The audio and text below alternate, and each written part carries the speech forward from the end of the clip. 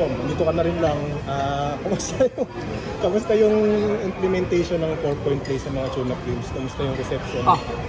Sa tune-up games hindi pa namin nakikita, pero sabi ng mga teams, naglatag na daw sila ng art para sa 4-point play. So, tingnan natin, bagong innovation natin, sana matuwa yung mga fans. Kasi nakita natin sa All-Star, pag nakakashoot ng 4-point, natutuwa eh. So, tingnan natin, sa bago natin innovation, at alam mo naman ng PBA, dynamic yan eh. So, sana magtutuloy-tuloy pa rin kung ano pang magandang maidudulot natin para sa basketball. Mas paano ba yung 4-point shot bali for this season, for this conference, or yeah, for this season yun.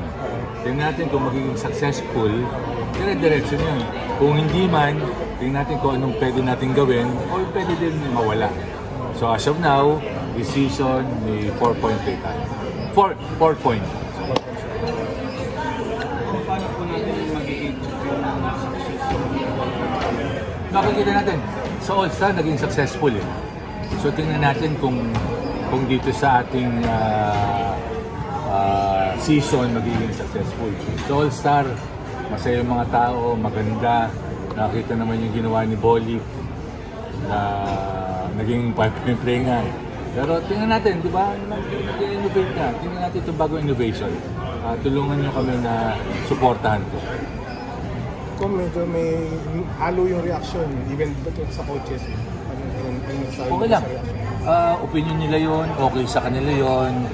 Okay lang sa atin yon. Okay lang sa akin kung kahit yung mga fans, di ba? Hindi ba lang. Tingnan natin, pagbigyan nyo muna kami. Tingnan natin kung magiging successful. Kung hindi, tingnan natin kung ano magagawa natin. Pwede tanggalin, pwede din bagong innovation. So, subukan natin itong innovation natin. Kung meeting kayo sa mga coaches, siyempre may mga kuro-kuro yan eh. Kumusta yung discussions? Sorry, wala ako kasi may meeting din ako. Sorry. Nandun si Deputy Eric Castro.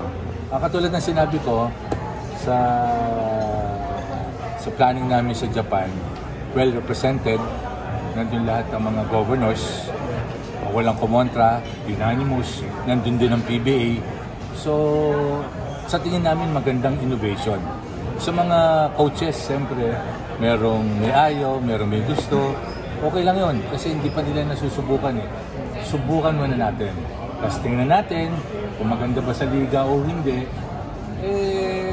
Para magkaroon naman, katulad na sinabi ko, para magkaroon ng bagong innovation. At tingnan natin kung sasaya mga fans.